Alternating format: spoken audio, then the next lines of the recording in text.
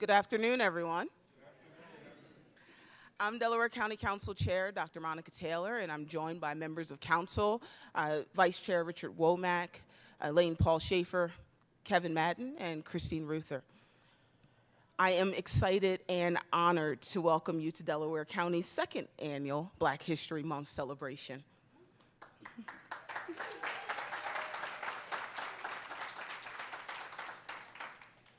It is wonderful to be gathered here in this beautiful space, and I want to extend my sincere thanks to Sean Rush and many county employees representing a variety of departments, including our IT department, Human Resources, Human Services, Parks and Recreation, Planning, Housing, the Health Department, Central Purchasing, Budget Management, Military and Veterans Affairs, and our courts, who stepped up providing many hours of work above and beyond their usual responsibilities to help organize today's celebration.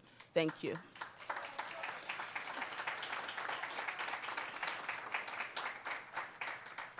I also want to express our gratitude to the Philadelphia Union for providing the venue that we're in today. Not just today, but as a longtime county partner for so many events throughout the year, every year. So thank you, Union.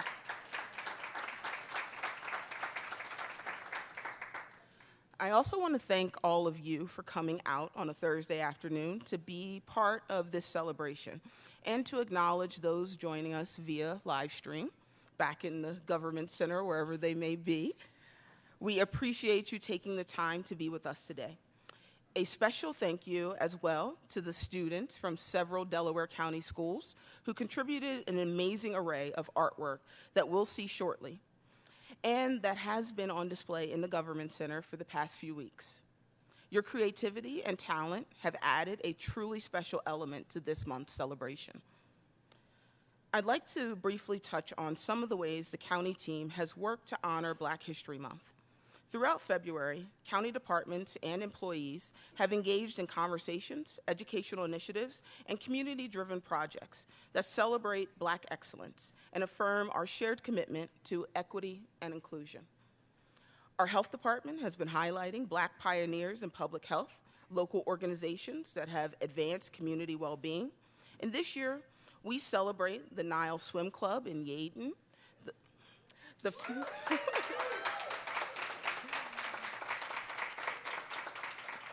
They were the first Black-owned swim club established in 1957. We also honored Spring Valley AME Church, now an African American History Museum, preserving Black history, and the Darby Hilldale Baseball Club, a legendary Negro League team whose impact on sports and community pride continues today in the Yeadon.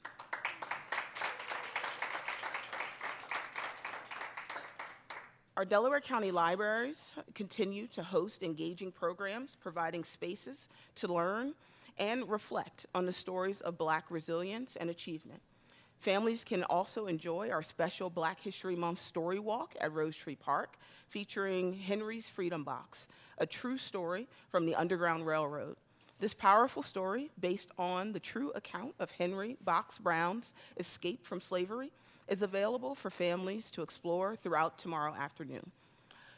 I and other members of council have had the pleasure of visiting local elementary and preschools to read to young children, sharing stories and learning about figures such as Martin Luther King Jr., Aretha Franklin, Molly Williams, who is considered the first known female firefighter in U.S. history, and Major Taylor, a record-breaking cyclist from the late 19th century who is widely regarded as the first African-American global sports superstar.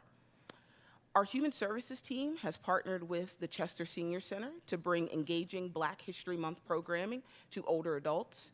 Events have included a screening of the documentary Boomtown, which explores Chester's industrial rise, economic decline, and resilience, discussions on the Underground Railroad, and a live gospel and jazz performance, providing opportunities for seniors to reflect on history, share experiences, and celebrate Black culture together. So much has been happening throughout the month, and today, as Black History Month nears its close, we pause to reflect on the profound contributions, struggles, and triumphs of Black Americans. This year's theme, African Americans and Labor, highlights the vital role Black workers, entrepreneurs, and advocates have played in shaping our economy and our communities. From the enslaved Africans whose labor built the foundation of this country, to the skilled tradespeople, factory workers, educators, and civil rights leaders who fought for fair wages and dignity in the workplace. The history of Black labor is a history of strength, perseverance, and transformation. We recognize those who toiled in the fields and the factories, those who led unions and strikes, and those who continue to push for equity in every profession today. As we honor this year's theme, it is especially fitting to recognize someone whose life has been dedicated to service, both in uniform and beyond. It is my privilege to introduce Colonel Arthur L. Jenkins, our Delaware County Director of Military and Veterans Affairs. His dedicated career to both military and service and to our community well-being, from his leadership of the largest Wounded Warriors Company for reservists and National Guardsmen, to his role as Task Force Medical Commander during Operations Allies Welcome, where he helped resettle over 50,000 Afghan allies. Colonel Jenkins embodies the dedication and perseverance that we celebrate here today. And we're so excited to have him as part of the team and for him to serve as our MC for today's ceremony. So with that, can you welcome Colonel Jenkins up to the stage?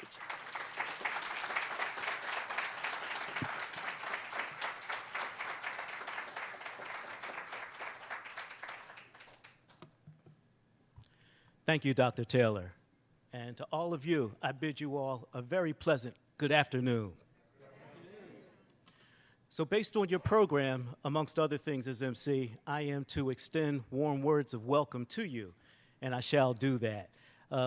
In addition to these words of welcome, I also want to express words of assurance in conjunction with these words of welcome. Words of assurance because in these, shall we say, somewhat unsteady times we live in, the question is asked, why would we celebrate and acknowledge Black History Month?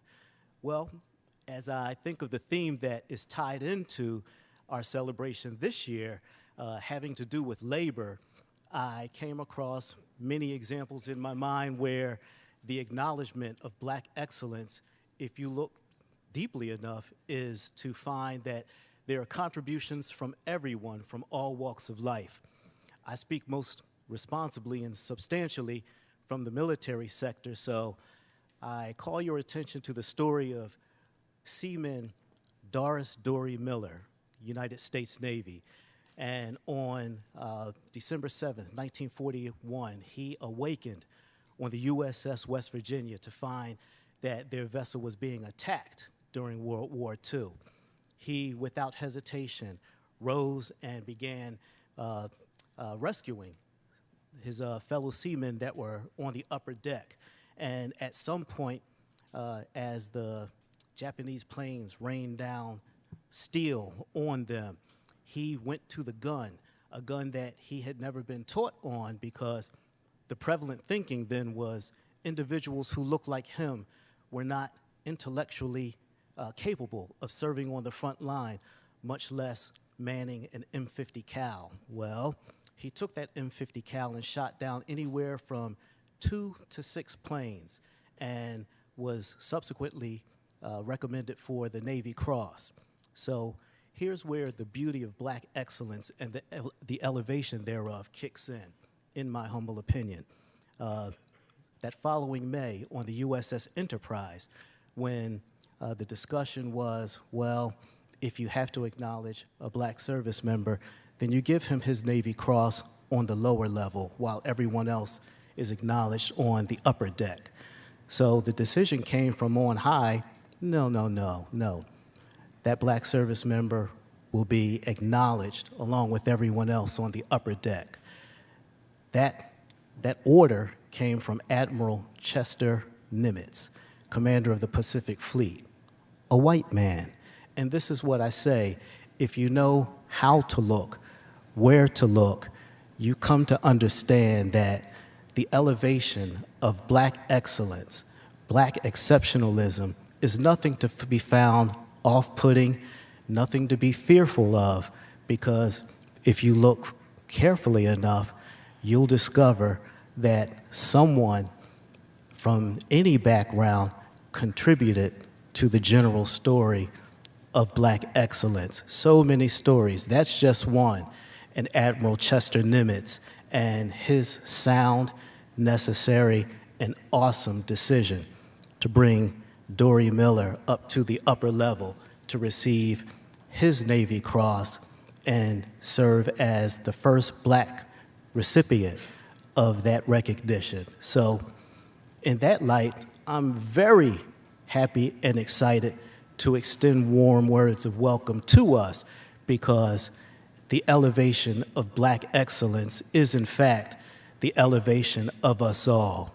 We need to understand that. And in a time where there's disregard for the telling of these stories during Black History Month, during other times, I would say you need not be fearful, because black excellence has always been there, is there now, and will always be.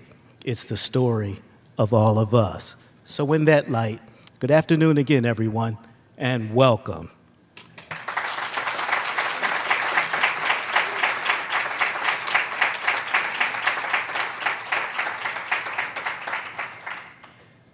All right, now comes the hard part. I have to move this along smoothly with a script that I only saw 20 minutes ago. As they say in the black church, y'all pray for me now here. All right, so I do believe that next on the itinerary is we will have Miss Charnay to grace us with her vocal cords in singing Lift Every Voice and Sing, also known as the Black National Anthem. Charnay.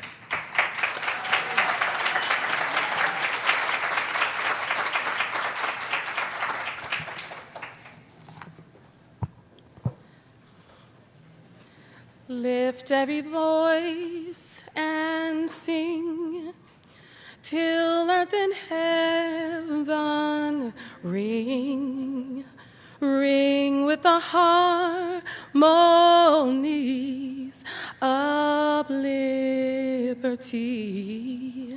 Let our rejoicing rise high as the listening skies. Let it resound loud as the rolling sea. Sing a song full of the faith that the dark past has taught us. Sing a song full of the hope that the present has brought us. Facing the rising sun of our new day begun, let us march on till victory is won. Stony the road we trod, bitter the chastening rod, felt in the days when hope unborn had died, yet with our steady beat have not our weary feet come to the place where all our fathers died. We have come over away with the tears that has been watered. We have come over the path through the blood of the slaughtered. Out from our gloomy past, still now we stand at last, where the bright gleam of our bright star is cast. And God of our weary years, God of our silent tears, Thou who hast brought us thus far on the way, Thou who hast by Thy might led us into the light, keep us forever in Thy path, we pray, and lest our feet stray from the places, our God, where we met Thee, and lest our hearts, drunk with the wine of the world, we forget Thee, shadow beneath Thy hand, may we forever stand true to our God, true to our native land, and where the bright gleam of the bright star is cast, may we march on. Oh, let us march on. Let us march on till victory is won. Victory is won. Victory is won.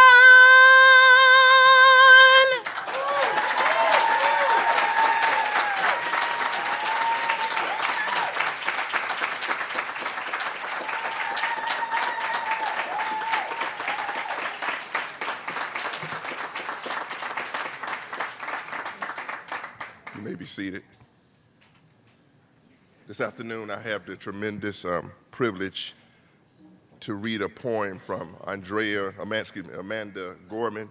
Some of you may recognize the name. This is the young African-American female in 2021 who read her poem, We Climbed the hill we climbed at the inauguration of President Joseph P. Biden. Today's poem that I'll be reading is called A New Day's Lyric by Amanda Gorman. May this be the way we come together. Morning we come to mend, withered we come to weather, torn we come to tend, battered we come to better, tethered by this year of yearning.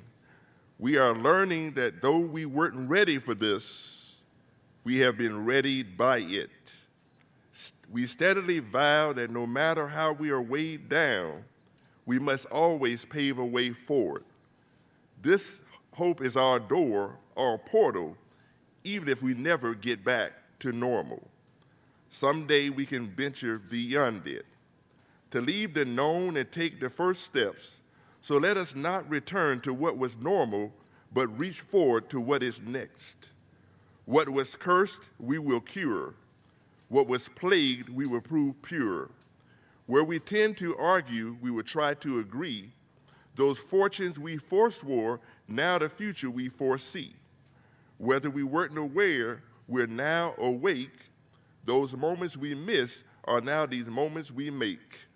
The moments we meet and our hearts once altogether beaten, now altogether beat. Come look up with kindness yet, for even solace can be sourced from sorrow. We remember not just for the sake of yesterday, but take on tomorrow. We heard this old spirit in a new day's lyric. In our hearts we sing, we hear it for Old Lang Syne, my dear, for Old Lang Syne. Be bold, same time this year, be bold, same time. For when you honor yesterday, tomorrow you will find, know what we fought need not be forgotten, nor for none. It defines us, binds us as one. Come over, join this day just begun. For wherever we come together, we will forever overcome.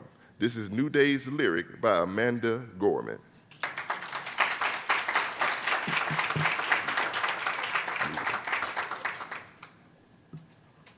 No, I need the paperwork.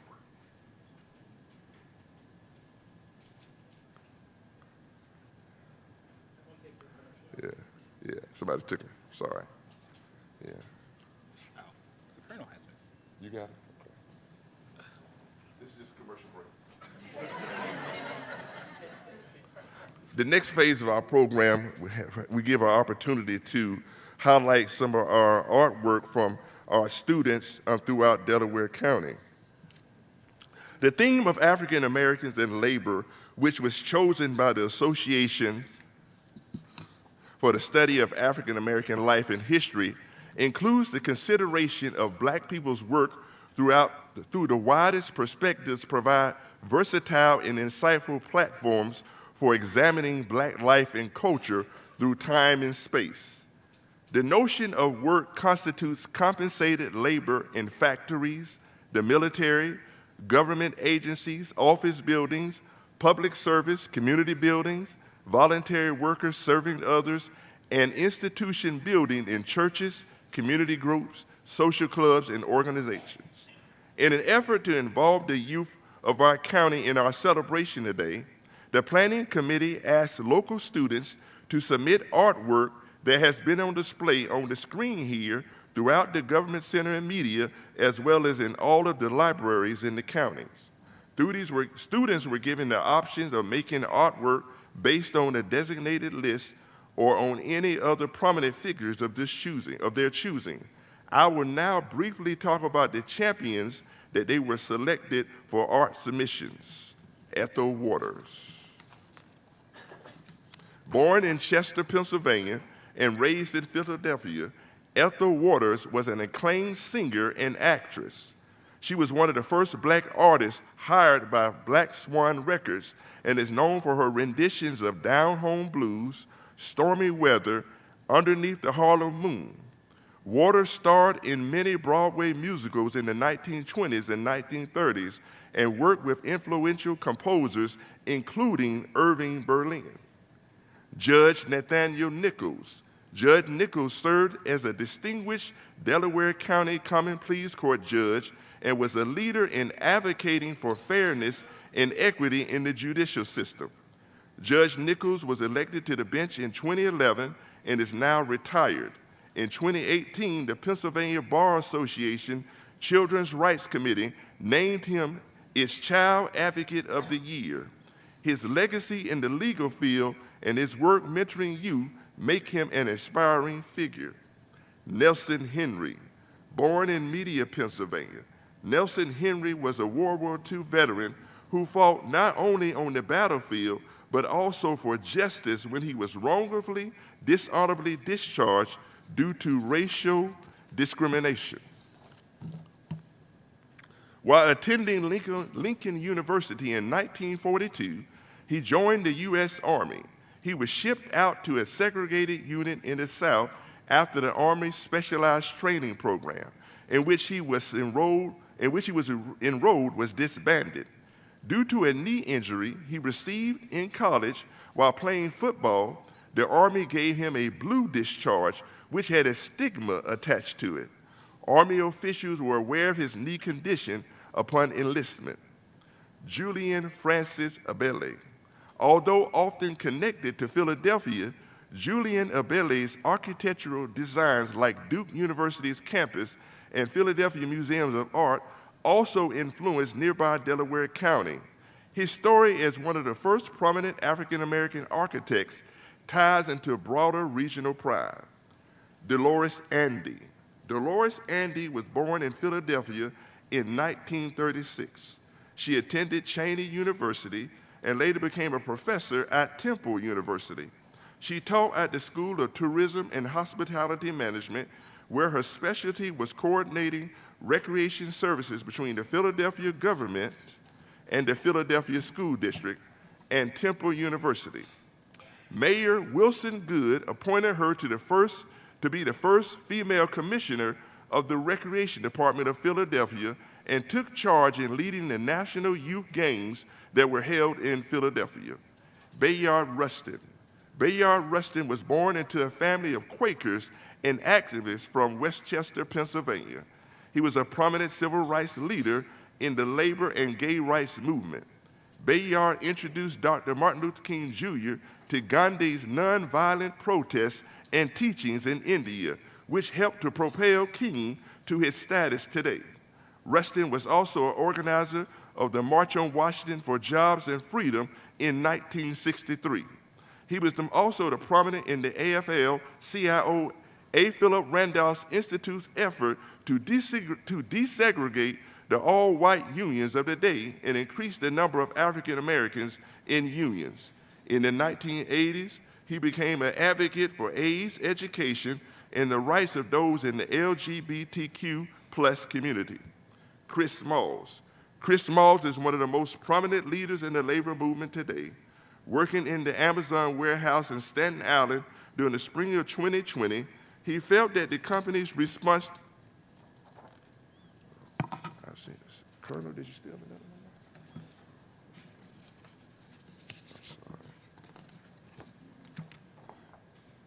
I'm sorry. I seem to have run out on Chris Smalls here. I got you. All right. Thank you, sir. I appreciate that. Just another commercial break. The pandemic was lacking. Over the course of a year, he began organizing the workers of his warehouse to form the first Amazon union, or the ALU. In 2022, the workers of his warehouse, JFK 8, voted to establish a union, and Chris Smalls was voted in as his first president. Well, now I'll turn the program back over to the Colonel. All right.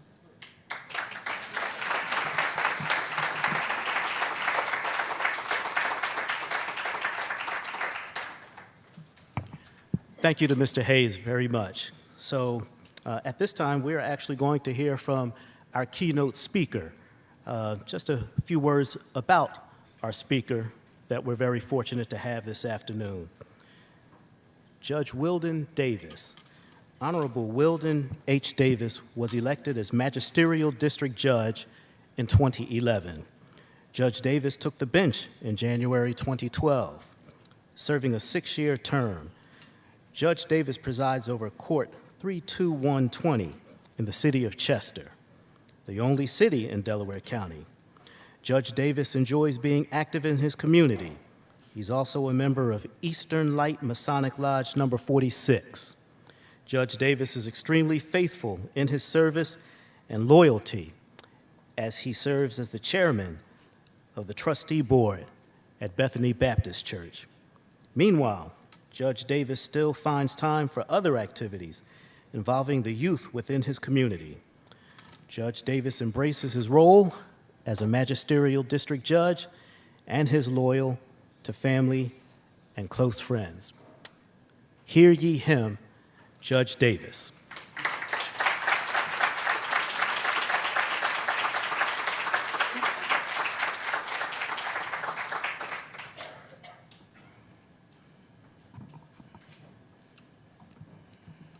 Good afternoon, everyone.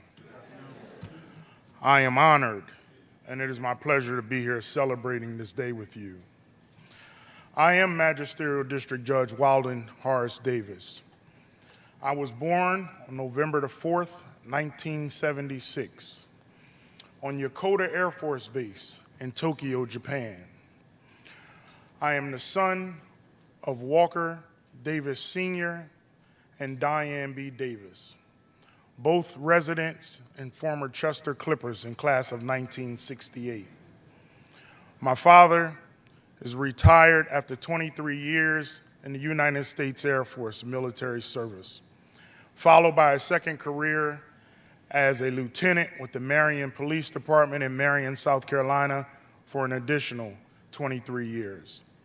My mother is a hardworking accountant before later retiring as a high school secretary. I come from a hardworking family who taught me hard work, diligence, and how to be a positive individual. I've spent years traveling as a youth, as indicated, born in Yokota Air Force Base of Tokyo, Japan. I've seen other countries experience different cultures, and it's all been a privilege. Not from just myself, but from my brother, as well as my older sister. In 1991, my father retired from the United States Air Force.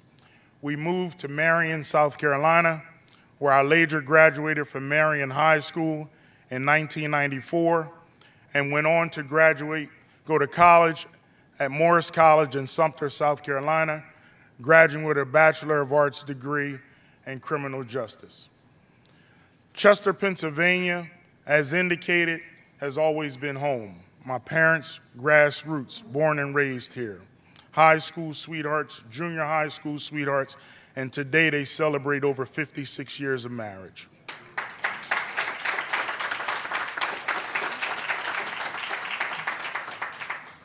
In 1999, I moved back to Chester, and where I began working at Lima Juvenile Detention Center, working with troubled youth.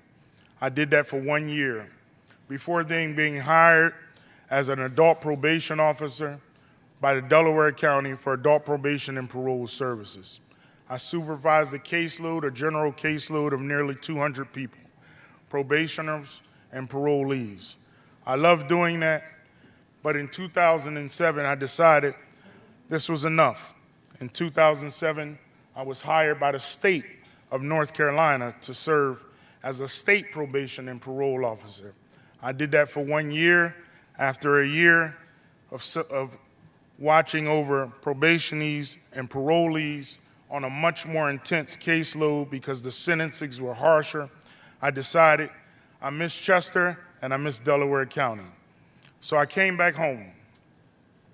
In 2008, I got hired by Devereaux Foundation, and I got an opportunity to work with children with special needs and disabilities.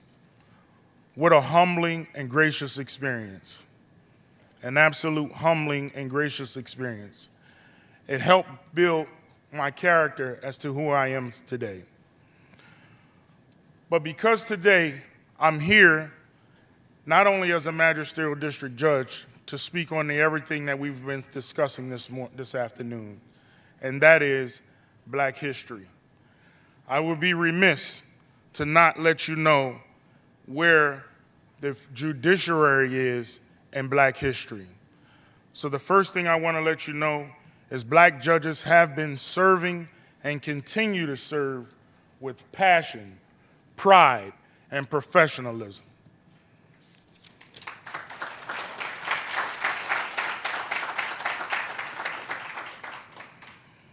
I'd be remiss if not to start this conversation off by knowing and letting you all know that not myself, not Judge Nichols, or any other of the judges that are here, but we stand on the shoulders of someone else. And in this matter, let me first recognize the Honorable Thurgood Marshall.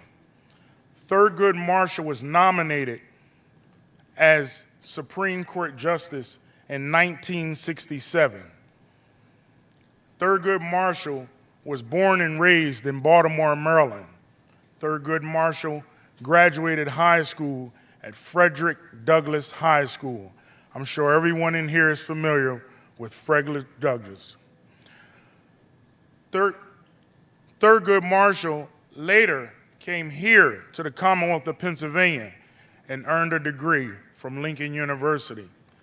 Before and after that, then going to Howard University School of Law, where he graduated with the Juris Doctrine, but #1 in his class.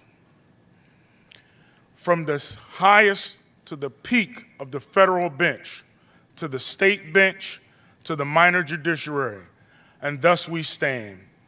Having said that, we're able to recognize where it began here in Chester, right here in Delaware County, at the state level, where we acknowledge the Honorable Robert A. Wright, the first African-American man to be appointed to the Court of Common Pleas here in Delaware County. Who followed that? His son, Robert C. Wright, was the second African-American man to be appointed to the Court of Common Pleas here in Delaware County. And who would be the third? No other than we grace his presence today, the Honorable Nathaniel Nichols is the third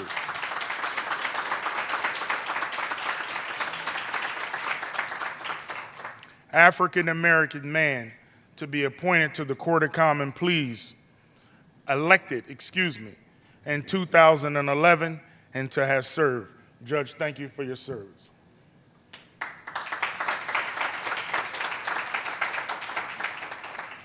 But these pillars have allowed, these are trailblazers, they have allowed other judges to serve, such as the Honorable Judge Nusrat Love, who's now at the Court of Common Pleas. Judge Nusrat Love is extremely humble. I know her personally. She won't tell you, but she was the first African-American female to be elected to the Court of Common Pleas, where she sits today.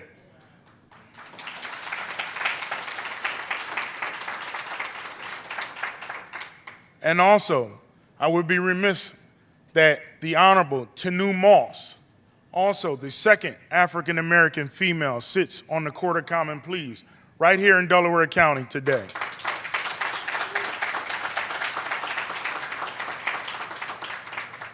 These judges represent these courts, and again, they do it with pride, professionalism, and passion. That's never changed, and it's never going to. Having said that, I would be remiss if I skipped the minor judiciary. Well, I personally will let you know that I have a mentor and a friend and an uncle by the name of Horace Z. Davis, who was a pillar and is still a pillar here in the city of Chester. Judge Davis was appointed by then Governor Casey in 1991 as a magisterial district judge in the city of Chester. He served in multitudes of cases and hearings, and preliminary hearings, and he did it in different counties. Judge Davis retired as a senior magisterial district judge in 2014. He was the first African-American judge as a magisterial district judge to serve as the president of the Delaware County Magisterial District Judges Association. I stand on those shoulders.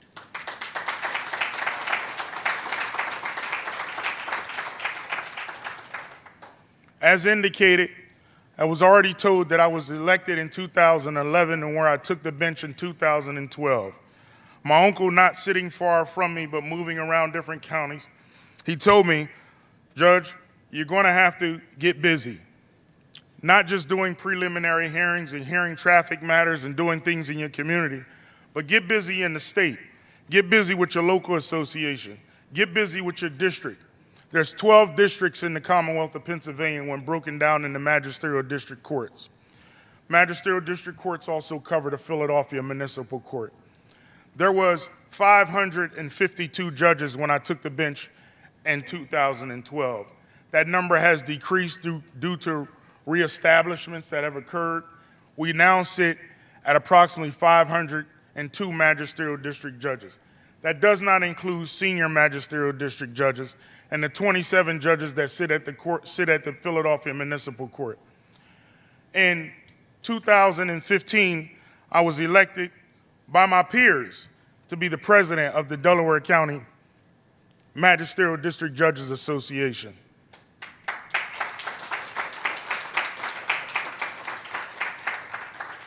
I was later elected to become the president and the first African-American president of District 11, which consists of Delaware, Chester County, and Philadelphia Municipal Court.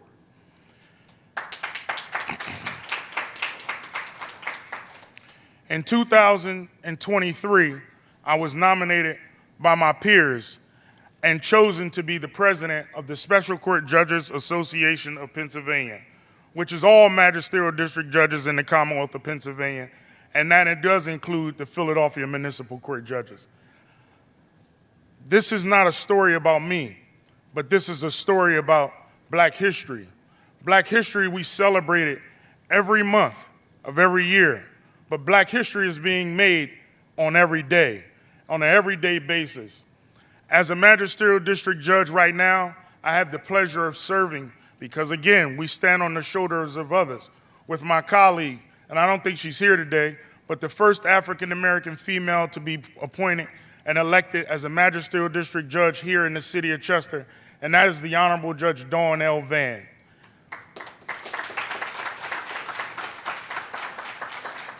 Since then, I recognize the rest of my colleagues that are African American that do sit on the Magisterial District Judges bench, which are the Honorable Shepard Garner, the Honorable W. Keith Williams III, the Honorable Tammy Forbes, and the Honorable George B. Dawson.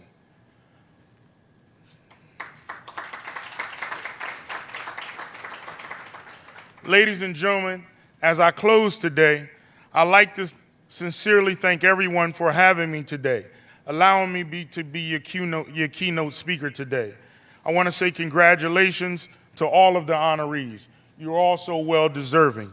Continue to do the work that you're doing and keep pushing forward. More importantly, and most importantly, is it about the future of our youth and the next generation.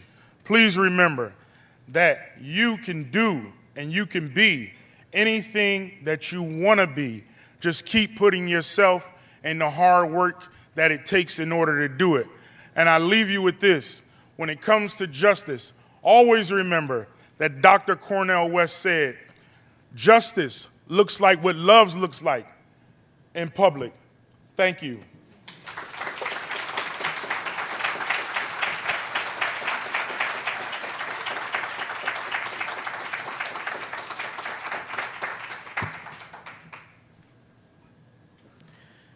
Thank you sincerely, Judge Davis, for speaking from the heart to the heart.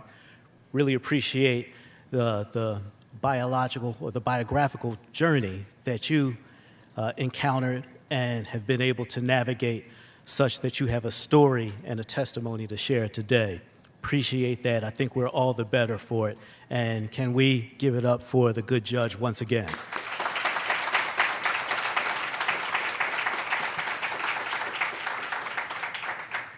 All right, so we're moving right along. At this point, we are going to have the presentation of to our honorees.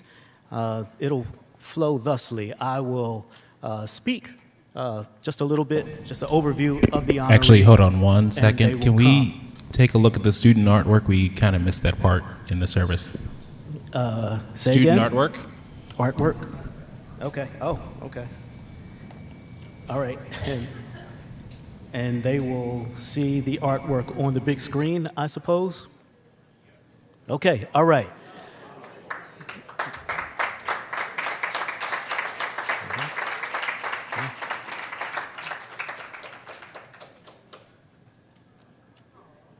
Wow.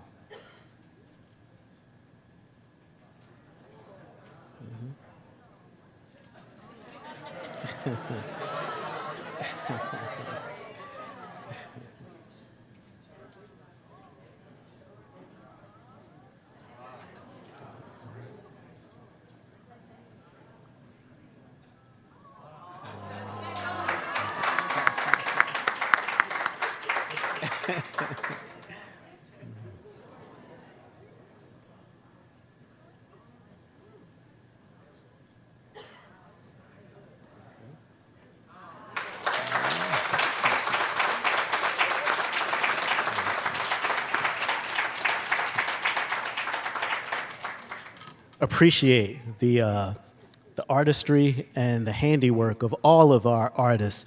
And I must confess, as someone who historically struggled to do stick figures, I have a great appreciation for what we just witnessed there. So again, to all of our student artists, thank you for sharing with us a portion of your talent. Let's give it up for them once again.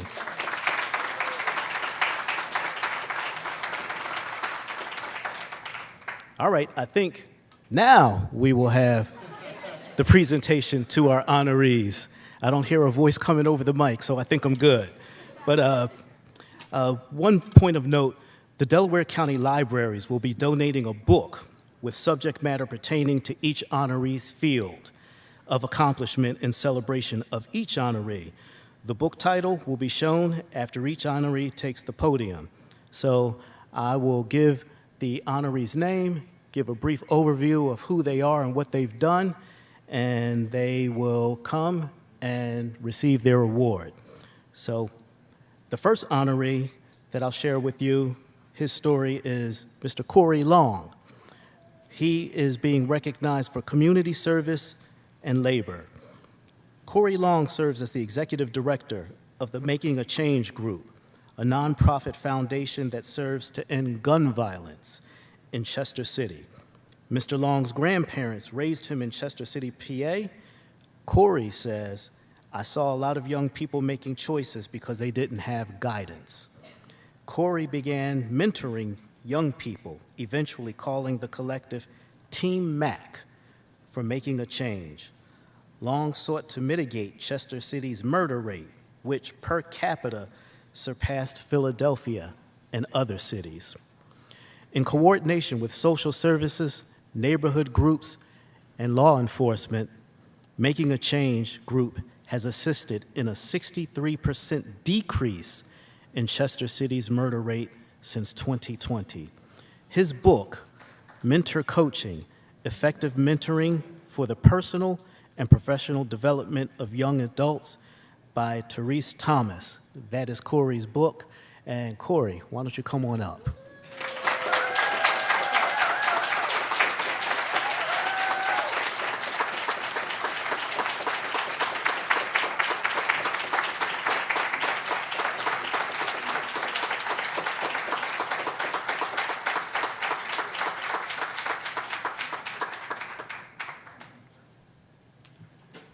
Thank you. Thank you, Colonel. Thank you to Delaware County Council, Dr. Monica Taylor. Thank you to the committee that put this excellent Black History Month celebration together, to Sean, to Monica, and the whole team. Can we get them a round of applause?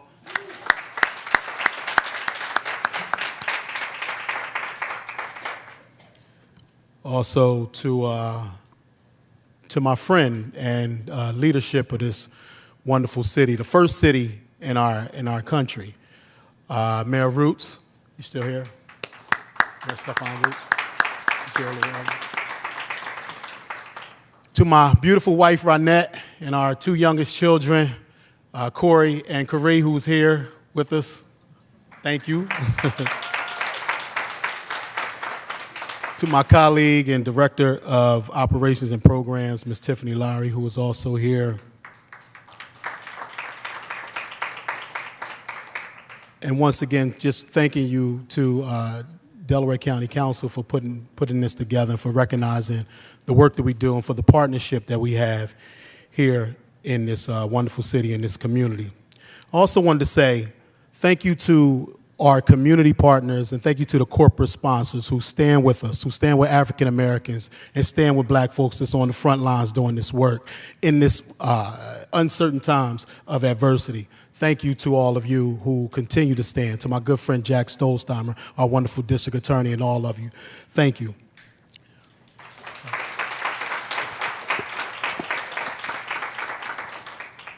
And to my brothers and sisters out there that are co-laborers in whatever venue you're in, to our county, city, state, public service workers, church workers, whatever way that you contribute, just know I see you, that we see you. Your contribution is what makes this country the country that it is. Your contribution and your service is what makes this county and this city what it is. Don't ever take for granted the work and the service that you provide, because we see you and we believe. We know that many of those federal workers that are having jobs cut and dealing with a lot of turmoil right down the road down there in D.C. are folks that look just like you and I. I'm talking to my brothers and sisters here. Now, you know, we can leave all the formalities just for a second. They already brought out the fried chicken and the fried fish and the yams. So I'm talking to my brothers and sisters like we at the cookout, all right? I just want to let you know that it's your service that makes this city, makes this county, and makes this community a better place. And I see you. We appreciate you. Could we give them a hand clap?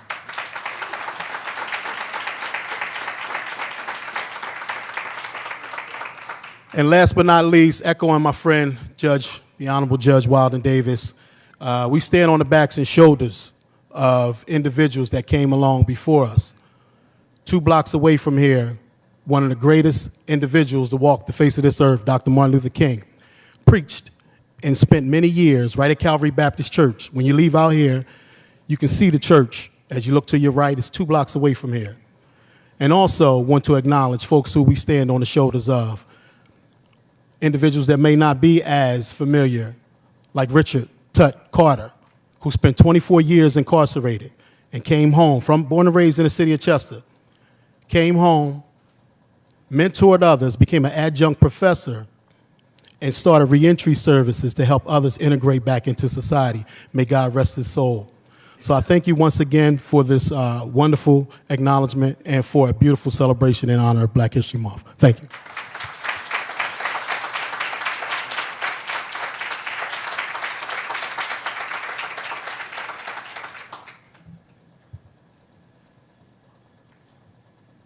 Thank you very much, Corey. Appreciate that. All right. Our next honoree will be Mr. Paul Johnson, elected government official honoree. Paul Johnson is the first African American elected to Prospect Park Borough Council. Additionally, he is the chairman of the Delaware County Interactive Gaming Revenue Authority. This board's mission is to invest in economic and community development, emergency services, nonprofit organizations with an emphasis on under-resourced communities. Paul is a Drexel graduate and is now an emeritus member of the Alumni Board of Governors, a tenured professor at Montgomery County Community College, volunteer flag football coach with Special Olympics, Delaware County, 30-year Little League coach, member of the Police Athletic League Educational Committee, and board chair of Affordable Housing Centers of Pennsylvania and Rock to the Future. Mr. Johnson serves many in the region. His book is We Are the Leaders We Have Been Looking For by Eddie S. Glaude, Jr. Mr. Paul.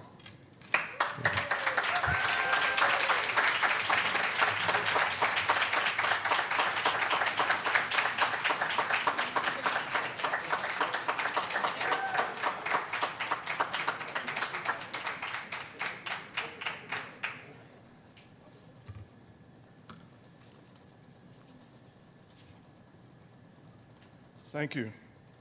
Colonel Jenkins, County Chair Dr. Taylor, elected and government officials, fellow honorees and guests, good afternoon. Good afternoon. Giving honor and glory to my Lord and Savior Jesus Christ, through whom all things are possible, this is truly a humbling honor, being among my fellow awardees that have contributed so much to Delaware County and beyond. Thank you to my fellow Prospect Park Borough colleagues and our wonderful employees and residents.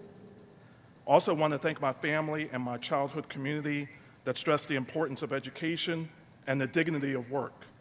Many of my family members have worked as social workers, police officers, mail carriers, small business owners, and in public education, including my wife, Ayanna Johnson, who serves as assistant principal. I don't know where you are, just raise your hand. There you go. Thank you.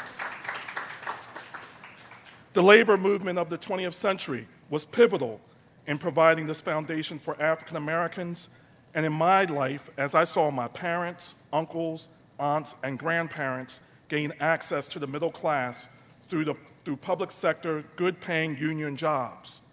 Let's do what we can to encourage more of our representation as doctors, teachers, especially Black male teachers, our women in STEM fields, and our participation and leadership in organized labor. I could go on and on where we are not adequately represented, but let's remember, representation matters. You guys can clap up for that.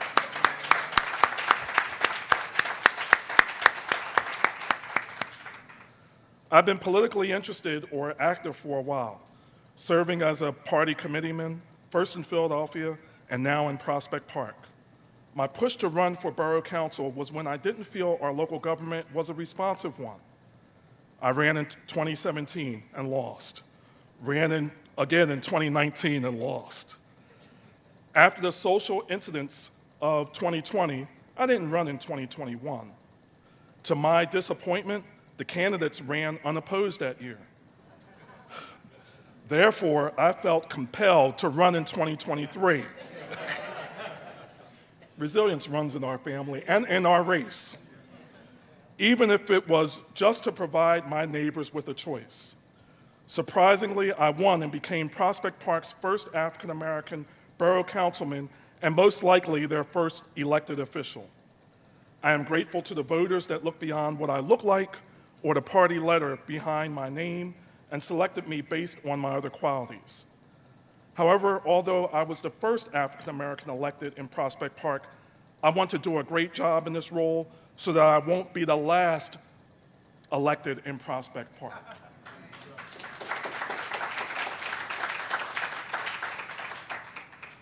As evident from the stories and experiences of my fellow honorees you've already heard and will hear, in addition to your own, there are numerous ways to make an impact in your community. I encourage my brothers and sisters to step out on faith and take a chance to run for elected office, or volunteer in a campaign, or become active in a political or social issue that speaks to your heart and soul. Now, more than ever before, we need to hear your voice. Regardless of the role you decide to take on, make sure you are registered to vote and exercise your precious right, because we stand on the shoulders of those before us that fought and sacrificed for it. Thank you once again for this humbling honor, and God bless.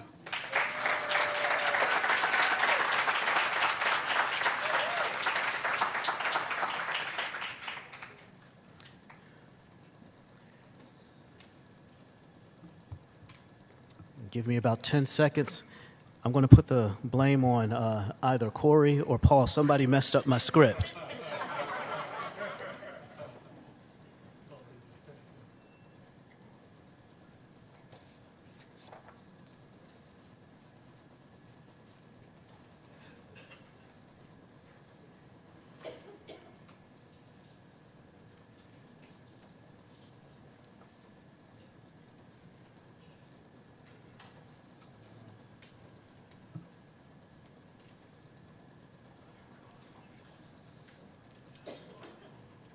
Got it.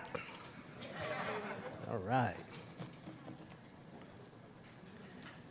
All right, our next honoree, someone that I marveled watching on television for many years. We are going to honor next Miss Eleanor Jean Henley. Education and health. Eleanor Jean Henley founded the nonprofit Teen Shop Incorporated, a nationally recognized weekend college, preparatory, and life skills program that prepares girls with goals for college and careers. In 2006, Ms. Henley founded Girls Achieve, an education and lifestyle company that empowers adolescent girls through school, camp programs, and consumer products. Active in community and civic affairs, Ms. Henley is a member of the Forum of Executive Women, Alpha Kappa Alpha Sorority, and the Lynx, co-founder of the Pennsylvania Coalition of 100 Black Women, and a charter member of the National Association of University Women of Suburban Philadelphia. The program is all about exposure and empowerment, so we have a very diverse curriculum that includes health and fitness, arts, and culture. Each girl visits 2 colleges campuses a year, and we have 100% college acceptance. I'm gonna do that one again.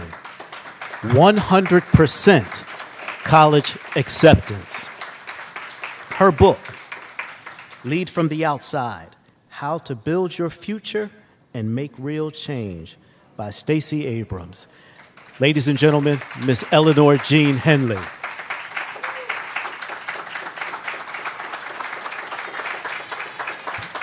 Thank you.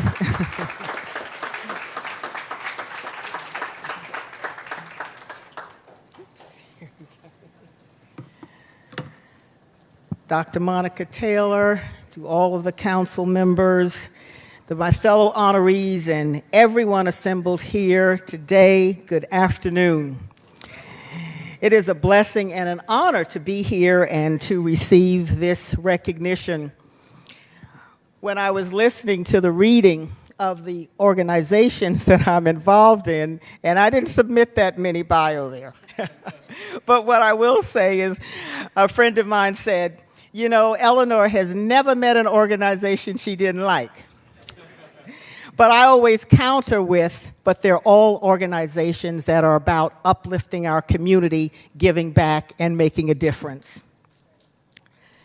Representation matters. And when I was growing up, I never could have imagined that one day I would become an Emmy Award-winning broadcast journalist. First, you have to see it to believe you can achieve it. And there were no women who looked like me in television news. But once I got that opportunity, I knew that I was going to expose girls who look like me to women achievers so that they could dream big, because my dreams were limited without that representation. But I also know that opportunity has responsibility. And so I was more than honored and blessed to be able to assemble women who look like me and bring them to meet and greet young women who look like them as well, so that going forward, they would never have any limits to their dreams. I could never have imagined that in starting Teen Shop, which I say is God's plan, and when it's God's plan, I have learned that your plan does not matter, that it would one day grow to an organization of more than 3,500 alumni, 100% college acceptance, 3 chapters in 3 states, and celebrating our 40th anniversary in June of 2025. So I am just as amazed as everybody else is. But we never do anything alone. And I've been so blessed and fortunate that I work with a team of outstanding volunteers, women who are achievers, just like most of you here, who believe that those of us who have more must do more. And so I always understood that assignment. In listening to the honorees talk about education, that is my foundation. And I really don't think that I could have had better preparation to becoming a broadcast journalist, because my degree is not in broadcast journalism. My degree is in education. And I come from a long line of educators. My grandfather was a college professor.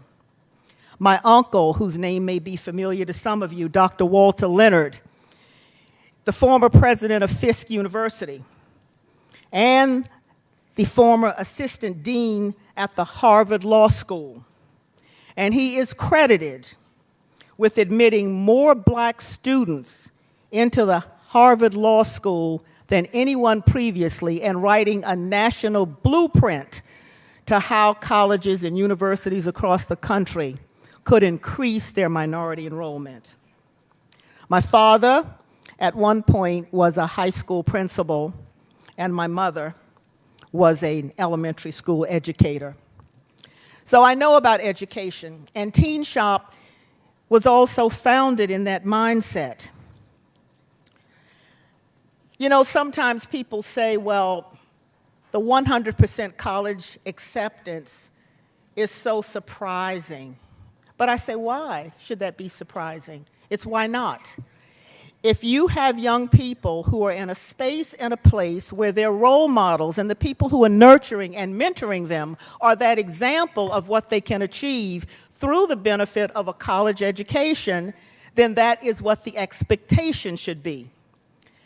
I've often found as well that sometimes we don't have the same high levels of expectation for students of color that other people just accept as part of the norm.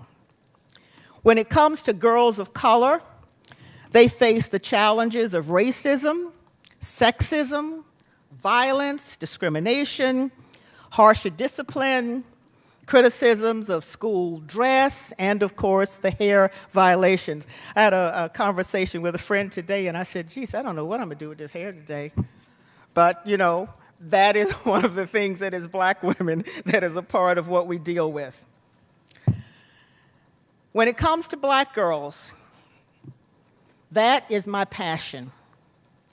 I hear them, I feel them, and I'm motivated to make sure that in this space and this place where I am, I can make sure that I help to open the doors of opportunity so that they can have the best life options.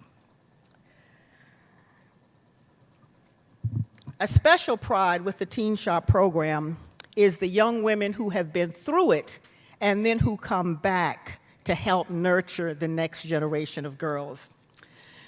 So as we look toward this 40th anniversary, there's still a lot of work that has to be done.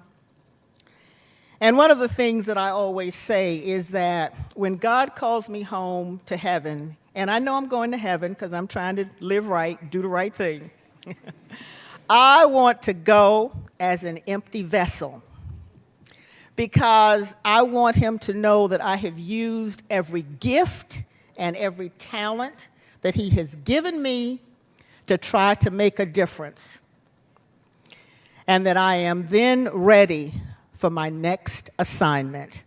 Thank you, and I am so grateful.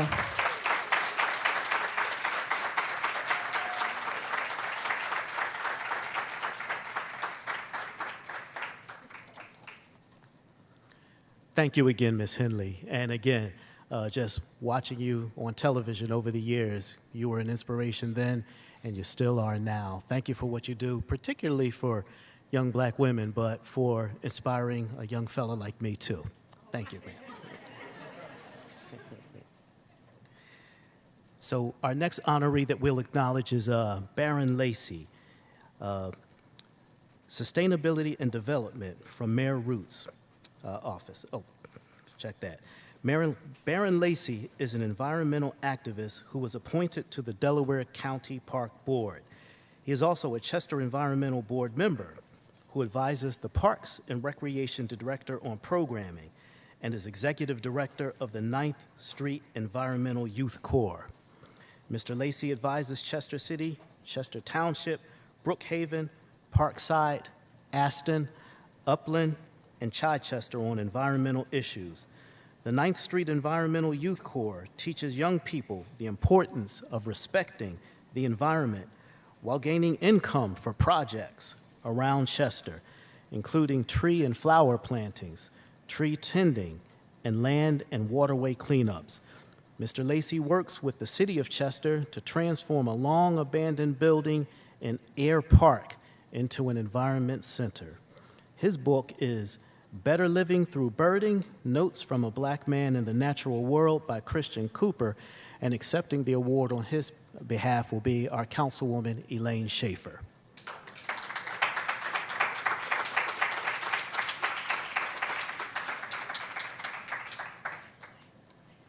Well, I'm a very, very poor substitute for Baron, but although we do look alike, don't you think? I'm so happy to accept this for him, though, because Baron is just an extraordinary leader, and in this city, the city of Chester, not only in protecting and elevating the natural environment and the importance of our natural resources, but also in developing, creating, and supporting the next generation of leaders. He really is like the Pied Piper of environmental stewardship in the city of Chester, and this is a really well-deserved award for him. So thank you.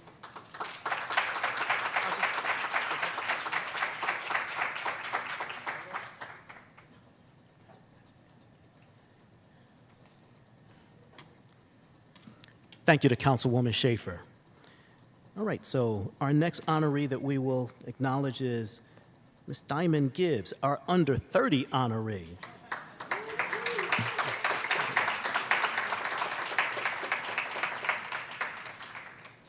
Diamond Gibbs has a deep passion for youth empowerment, juvenile justice, and serving marginalized communities. Diamond is a young advocate with experience in nonprofit management, programming, community engagement, and leadership. Diamond studied psychology, sociology, and public health at LaSalle University. and is now expanding her education in criminal justice. Diamond is a former Youth Empowerment Program Director and co-founder of UDTJ Organization, a nonprofit that focuses on social injustices, empowerment, and community program in Delaware County. To further her work in advocacy and activism beyond Delaware County, she worked alongside the Amistad Law Project in Philadelphia on ending death by incarceration, people power initiatives, and community engagement. Diamond is currently a juvenile justice specialist in the city of Philadelphia and dedicates her free time to her own initiative, The Only Pipeline, to serve youth who have been impacted by the judicial system. Her book is Soul School, Taking Kinds on a Joy-Filled Journey Through the Heart of Black America by Amber O'Neill. Miss Diamond Gibbs, y'all.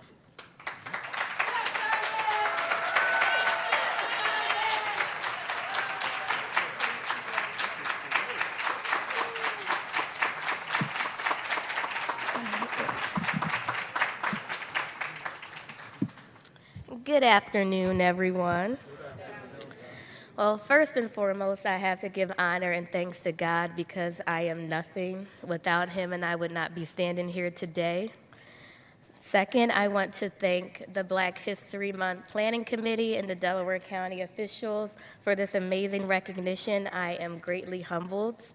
And to my team who is here with me today, Dad, if you could actually raise your hand, I'm putting you on the spot. Usually he's not one to be outside because he's always at work, and I do understand why you had to work so hard. So I do want to publicly and proudly say thank you for paving the way, not just for me, but for, of course, your wonderful kids and my siblings, and even for your community. It means a lot. So if we're talking about Black labor, I have to give honor and thanks to you.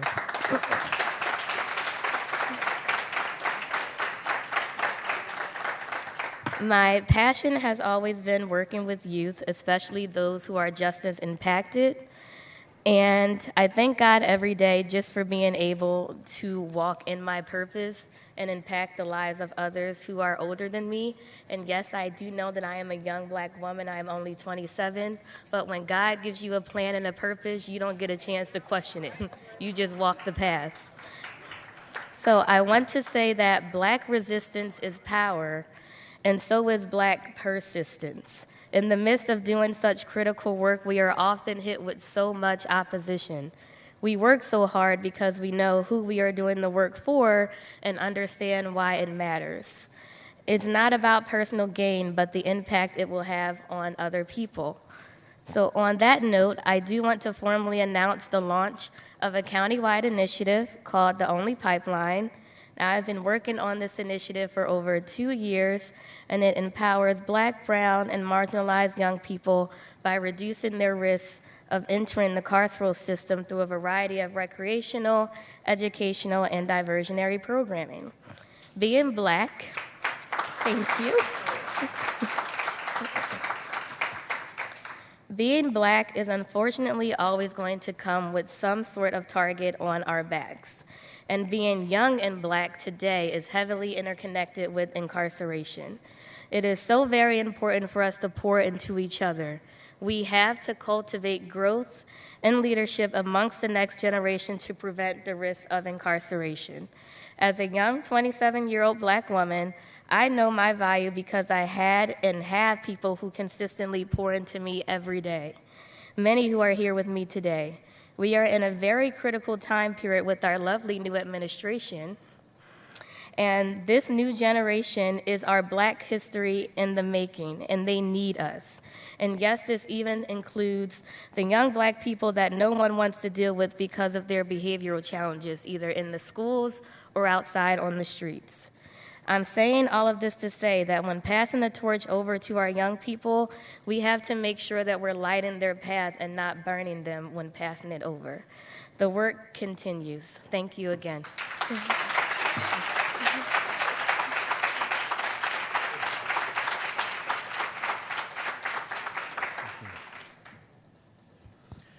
Thank you sincerely, Diamond. And as I listened to you articulate about your particular journey, something that came to mind with me is an old commercial that the Army used to have for recruitment purposes. And the voice stated that we do more before 9 a.m. than most people do in a day.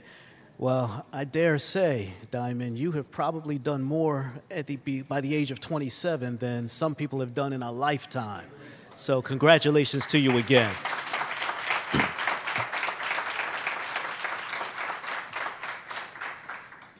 Our next honoree is actually in the form of a historic institution that has been pivotal and critical to all of us, the Niles Swim Club. And accepting that will be Lisa Ivory. But first, a bit about the swim club. The Niles Swim Club is an African-American swim club open to all in Yeadon, Pennsylvania. White residents in Yeadon Borough socially enforced a racially segregated Yeadon Swim Club.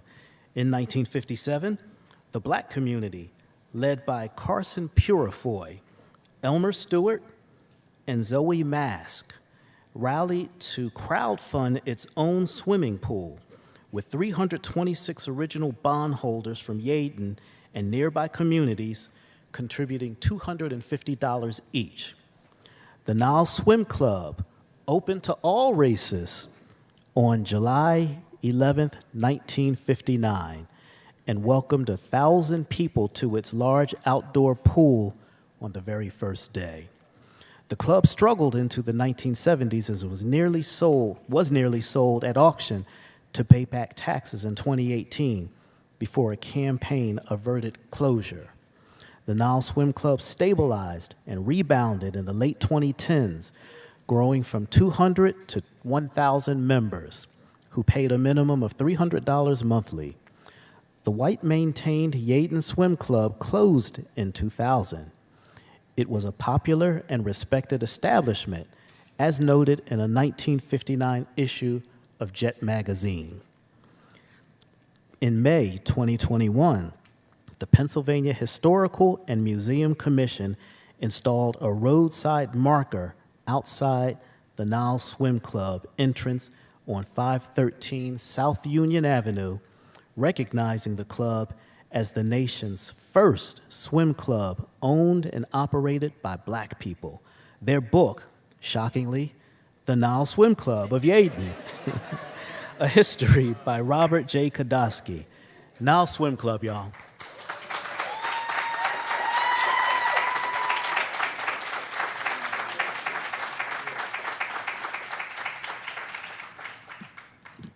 Yes, the book is available everywhere. You can purchase a book. Congratulations to all of our honorees today, and thank you to the Delaware Council for recognizing the Niles Swim Club as a historic location. On behalf of our members and our board of directors, and I have several of our officers here today, I would like to acknowledge them. Karen Eskridge, our vice president, Latifah K. Fields, our corresponding secretary, and Amaret Mason, our treasurer. We thank you all for this honor. Our founders recognized the need for their own swim club in the midst of the civil rights movement. In 18 months, they went to work. They organized, they strategized, they developed, and they opened the Niles Swim Club, a swimming pool for everyone in Delaware County. Now, I grew up in Delaware County, so I know what Delaware County looked like when I was a young girl, so I can't even imagine the courage that it took for them to do what they did at that time. Neighbors and friends worked together. Doctors, teachers, business owners, accountants, skilled tradesmen, and many more brought their expertise to the Niles Swim Club to ensure its success. We are Black history. But we also are a few other things too. So I want to dive in a little bit real quick and tell you. We are resilient. No matter what our situation was, no matter what the club looked like, we opened every single season. That's 65 years, and we're working on our 66th year right now, and I've probably missed quite a few emails while I'm here as we're preparing for that. We are powerful and peaceful. We are a safe space for families to enjoy themselves, and we ensure that our members know our history and just how powerful our founders were. We are a good time. We throw amazing events, from our glow party for our children, which went viral last year, to our signature summer nights. We really have a great time. We are legendary, as you can see with our book. Make sure you get it. We are innovative. We are the home of No Child Will Drown in Our Town, a trademarked 10-day swim program that will change the life of every child that experiences. It is for children who have limited to no swimming experience, and I want to expound on that a little bit. I don't know if you know a lot about swimming, but 64% of African American children have limited to no swimming ability. If their parents don't know how to swim, that number goes up even more. If you look at USA Swimming, 2% of the swimmers registered are African American. So we're here to change that. We will have an Olympic swimmer come from the Nile Swim Club. I'm gonna tell you that right now. Because if you watch these kids and the way they swim and how passionate they become once they take a lesson, it's inevitable it's gonna happen. We continue to add to our robust list of programs. Our board of directors and members are actively working right now to revitalize our tennis courts, which will be the future home of the Nile Tennis Academy. So we will probably, you may see one of our Nile people the U.S. Open one day. Believe it, it will happen, okay? So there are a lot of swim clubs in Delaware County, but those swim clubs, they're not like us. They are not like us. We welcome you to join our club. We welcome you to support our club because we aren't going anywhere, and we thank you very much for this honor.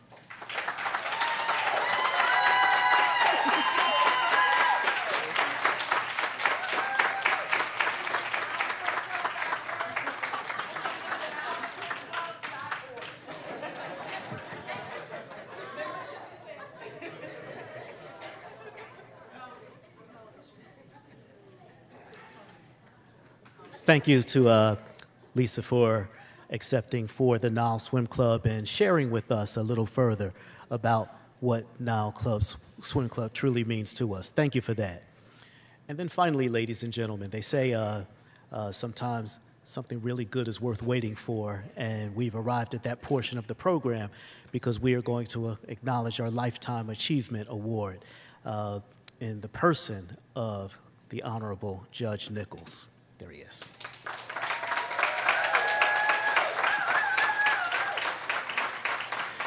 Judge Nathaniel Nichols, Lifetime Achievement Award honoree. Nathaniel C. Nichols was a judge on the Delaware County Court of Common Pleas in Pennsylvania. He was elected in 2011 and his term expired in 2021. In 1986, he joined the faculty of Widener Law School as a clinical professor. While at Widener Law School, he served as Dean of Students and Director of Clinical Programs. For his exemplary efforts, Nichols received the Rose Tree Media School District Service Award in 2010, PBA Pro Bono Award in 2008, Chester NAACP Judge Robert A. Wright Freedom Award in 2005, Widener Law School Alumni Association Professor of the Year Award in 2003, Delaware County Bar Association Elizabeth Price Service Award in 2001, and Domestic Abuse Project Victims' Rights Award in 1990. I feel like I need to take a deep breath already. In 2018, the Pennsylvania Bar Association Children's Rights Committee named Delaware County Court of Common Pleas Judge Nathaniel C. Nichols of Media its Child Advocate of the Year. The award recognizes the accomplishments of lawyers and judges who advocate for children within the Commonwealth or are involved with child advocacy. His book is Let the Law Catch Up by Thurgood Marshall in his own words, edited by Kathy Cameron. And it's not, you don't find this part of the bio in your program, but I am happy to know and share that our newly formed Veterans Advisory Council will be enhanced by his guidance and leadership because he is one of our appointed members. Ladies and gentlemen, Judge Nichols.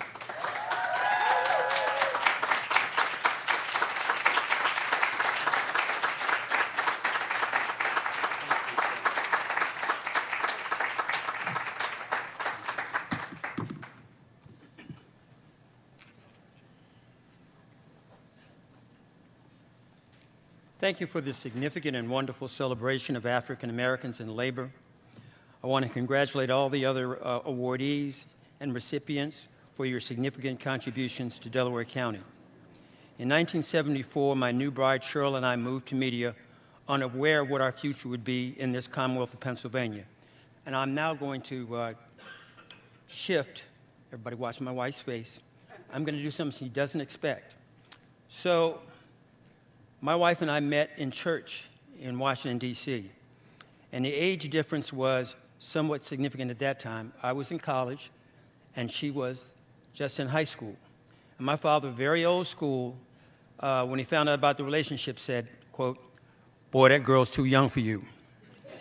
She heard about it. She walked into the house and gave my dad her report card. His reply was, "You better hold on to her." I'm so glad I did. I'm so glad I listened to my dad.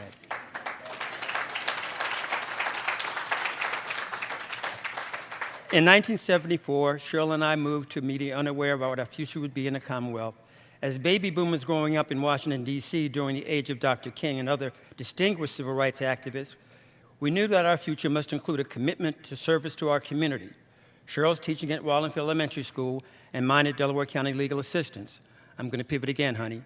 And so while she was at Wallingford, one of the things she would do sometimes is try to teach the young people about diversity. She had a program or an activity she would do where kids would get in a circle and hug like that, and one child was left out, and that child could not get into the circle. So those children learned what it meant and what it felt like to be excluded. It really helped a lot in terms of those children understand diversity and inclusion. So you should know that the very first conservative suit I awarded court was given to me by my late uncle, Nathaniel Hull, who lived on 7th Street in Chester and worked at a steel mill. I'm sure many dollars of his hard-earned money was used to buy that suit. I'm glad I wore it because the suit I was wearing had lapels about this wide at that time. The biography included in this program chronicles my 45-year career in Delaware County as a young Eagle Legal Services attorney, law professor at Widener Law School, and most importantly, I taught the students there the value of pro bono, which is Latin for the good. In other words, you do something for another person, not for the money, but for the good of helping that person. It's oftentimes a person who cannot afford to pay. Over the years, all of my positions allowed me to interact with hundreds of Delaware County's hardworking citizens from diverse backgrounds who took pride in their work and their community where they lived. There are numerous people I encountered during my career to whom I give thanks. Two of them are the late Judge Robert A. Wright and the late Attorney and Representative Arthur F. Early. They were both role models of civility, good character, patience, and understanding, and fairness. Please allow me to encourage all of you who currently hold seats in the county government to continue the legacy that was exemplified by these two men. Today, some positions may be paid and others may be volunteer, but there's enough work to go around in Delco, which requires a partnership of stakeholders in the community for us to continue to be a vibrant and diverse community. Though my retirement was well thought out and planned, I will forever have fond memories of all my wonderful staff at the courthouse. I would be remiss if I did not publicly thank Veronica White, my court officer, Tina Green, my secretary, and Dave Robbins, my law clerk, whose daily labors and wisdom supported me throughout my time on the bench. Finally, kudos to Asala for the work they have done and continue to do to celebrate Black history and by highlighting the work and accomplishments of Delaware County. And I'll end with this. This is Black History Month. So I am the great-grandson of Nicholas Waters and Sidney Hall. They were both soldiers in the United States colored troops. And Nicholas is buried on private property on the eastern shore of Maryland. His family has decided they're going to disinter him and have him buried rightfully in a veteran cemetery. And so I'll be going down next month to do that. Thank you.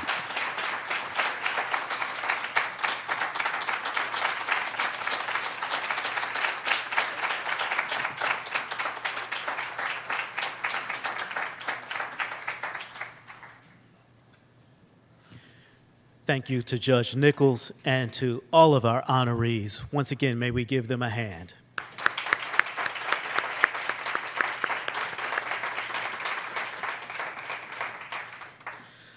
a stunning and overwhelmingly positive recognition and acknowledgement. We're going to wrap things up now with elected official remarks. They will bring this to a close. I don't know if I should thank you all for having me or tolerating me over the past hour and a half. Okay, Ms. Henley said having, so it's official. You all are good with me, but thank you again for this opportunity to host our second. I do hope and pray that if it's God's will, we will assemble somewhere in like manner for the third such observation next year. And as I stated at the outset, just remember, there's nothing to fear in the elevation of Black excellence, because you will find contributions from everybody if you know how to find it, and more importantly, if you're willing to find it. Amen.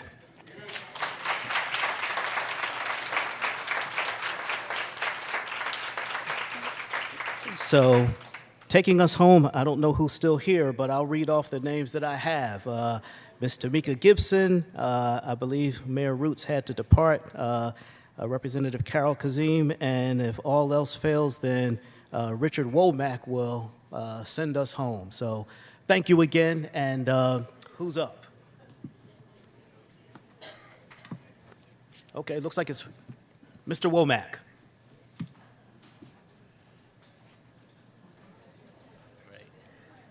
Okay. Let me first say congratulations to all the honorees. They're very well deserving, and we appreciate your services and what you have done for this county. So not going unnoticed, so we wanted to honor you. Thank you.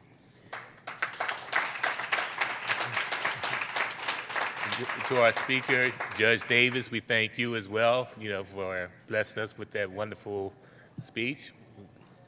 And my name is Richard Womack. I'm Vice Chair of County Council. And I just wanted to say that I, too, have a history, and I stand on the shoulders of two important people in my life, one being my mother, Maddie Womack, who is deceased and gone, but she was a pastor and a preacher. My father, who was a National Civil Rights Director, Richard Womack Sr., and also the Director of the Leadership Conference on Civil Rights. I, too, followed those footpaths. My mother instilled in me when I used to get down, she says, boy, you can make it. And I'll go holler to my father and say, Dad, this is getting tough and rough. He said, fight on. So I continue to fight. I continue to strive so we can continue to make it till the day.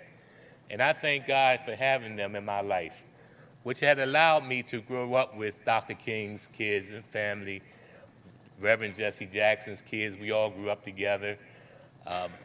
It was a great time to see my father be able to sit around the table as they strategized and talked about different strategies that they were going to do. I didn't know the full effect of everything at that time, but it left an impact, but I knew something was going on. And as I got older, I learned what was going on. Even just to be in the midst of Rosa Parks, yeah, I'm telling my age. So I used to go around with Rosa Parks and Dr. Dorothy Heights, just pushing them around. I loved it. It was like history. And it felt like, I got strength and power from them. But I say this in my closing remarks. There was one person that I always looked up to.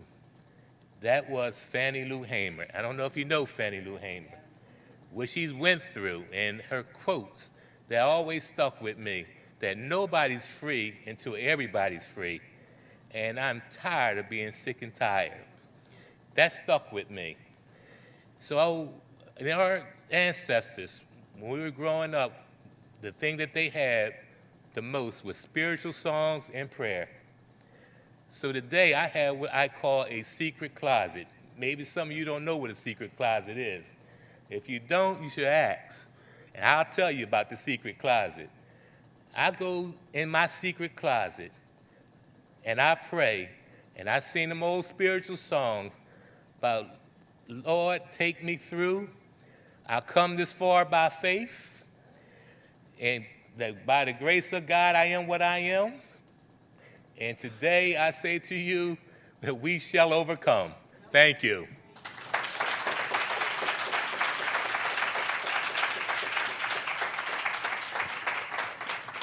Thank you, Councilman Womack. So this concludes the program. We are asking that the honorees hang tight for just a moment, as well as our elected officials and judges for a few brief photos. But everyone else at this time, we thank you sincerely for adding to this second year's acknowledgement. Do be careful traveling to where you're going to, and we'll look for you next year. Thank you.